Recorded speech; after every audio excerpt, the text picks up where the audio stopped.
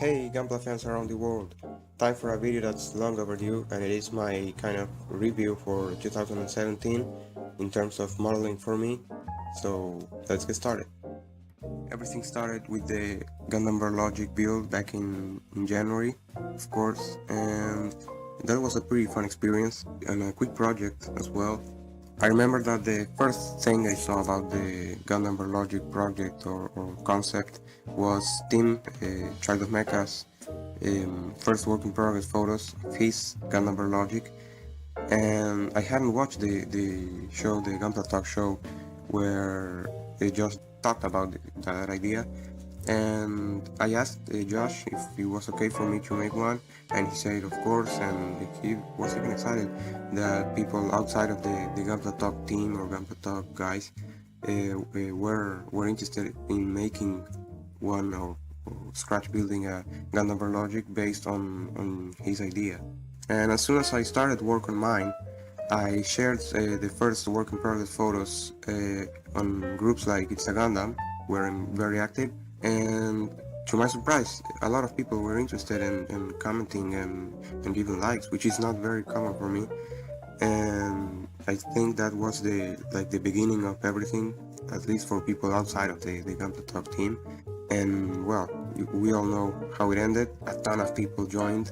I think I was the second person to finish, or at least to post finished photos of a Gundam Logic. I know that a guy that did a Sinanju Logic, a very nice Sinanju Logic, he finished or at least posted his final photos a couple hours before mine. So yeah, it feels good to join a big like project or kind of a build off, and it brought the community together. A lot of different concepts were seen at that time, and it's very cool to see how people from all around the world joined the Everlogic project, and starting from the basic concept, they added their own style to their builds, which is very cool. And for example, mine was ground type. I like ground types, weathering, that kind of stuff. I added like mud, streaking, that fun stuff. And while sticking to their own like style of building, they at the same time were making progress, because most people who joined had never scratch built anything before. It meant progress and of course expressing your own style or way of building. I finished my Verlogic like in a week or less, and a few days after finishing it, I was already in a post office sending mine to Australia, because Josh Dera, the man himself, the guy who came up with the idea, bought mine, which is very cool. It was a big surprise, at least for me, and I think for Josh as well, to see how the Gundam Logic project escalated from the little project that it was at first to end up being a massive build-off that brought the community together, and I thank Josh for that. It was nice to join and be part of that. Back in December or the beginning of January, Hubble in Japan announced their first contest in like 3 or 4 years, and I know that their contests are big. So before even joining the Gundam Logic project, I had the idea of entering, and the Logic build ended up being some sort of preparation for that, because I knew that what I was going to do, it was a concept that I had in mind for like 2 years, and it needed a lot of scratch building, and the Verlogic of course needed scratch building, so it was sort of a training for that. The build that I had in mind for this contest was the Silver Blaze, and this is an idea that I had, like I said, for 2 years or more. I mean, at that time, of course, now it's like 3 years, and I thought that was the right moment to do it, and it was a big contest, an ambitious build. Now, if you're not active in like Hobbling TV groups or enter the contest, you might have not even seen one photo of this, because I didn't post it anywhere else. As you can see, it involved a lot of scratch building and modifying, reshaping, changing of proportions, cutting, and the experience was fantastic. I learned a lot from this build. I mean, not only for Gunpla, but other aspects of life. It was very fun. I mean, it was very exhausting, but I learned a lot. The time that HLJ gave us was not enough for me. My project was ambitious, I tried really hard, but I didn't make it on time. I got my entry like 70 or 80% done, and I submitted it anyway, and even that way, I didn't make it on time because it was like 10 or 12 minutes after the deadline. So yeah, it's kind of frustrating because I devoted 2 or 3 months of work on that piece, but it was a great experience for me, and as I said before, I learned a lot from this. And after seeing the judging, which was awful, I realized that even if I had completed the Silver Blaze, I mean 100% completed, it wouldn't be a good idea to enter anyway because the judging was really bad. I saw amazing pieces of work lose to badly planned, badly painted kids, and it's really frustrating even for me who couldn't enter. I know Sid, the guy who knows the most about Gunpla there at HLJ, couldn't be at that time, and of course he couldn't judge, and I don't know if they either got like some judges quickly or had some people who don't know much about Gunpla judge, but we can see that it was terrible. After that frustration was gone, I had to rise again, start building again, and that happened bit by bit. But for this project, I decided to leave it for around the end of the year, and that didn't happen. So I'm planning on restarting work on it for this year around August or maybe earlier. I don't know. I will see how everything goes. So the It's a Gundam annual contest was announced, as they do every year, and I saw in that contest the opportunity to redeem myself for my failure at the HLJ contest. I was really tired after the HLJ contest experience. The last night of work, I slept for 1 hour, I think, and it was accidental.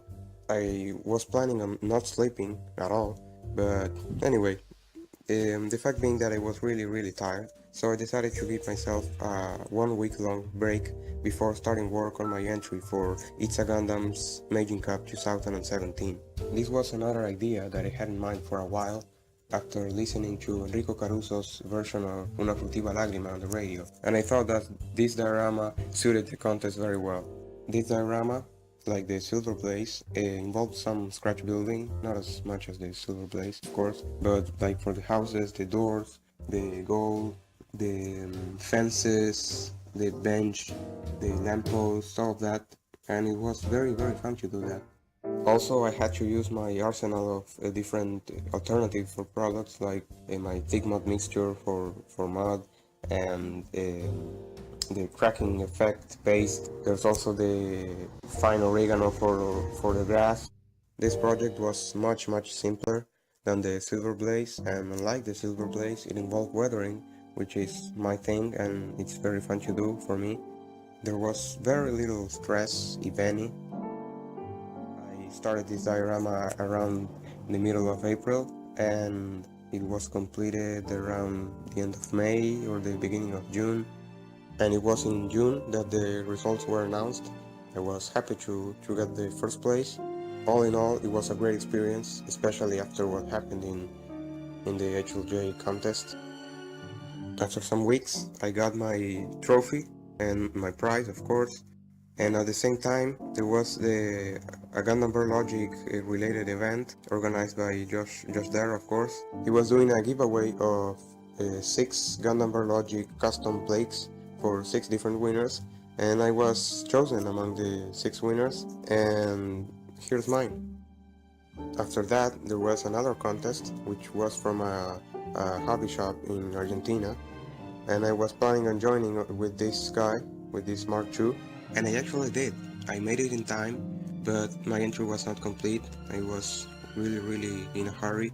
I was not completely happy with it. Of course, it was not 100% finished, but I mean other things that I will do for this year.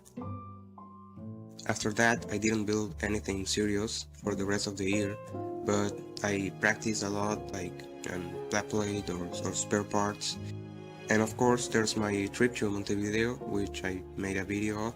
But before that, I made some little improvements to my Una Furtiva Lagrima diorama, because I was taking it with me to leave it on display at Mega Hobby Store in Montevideo.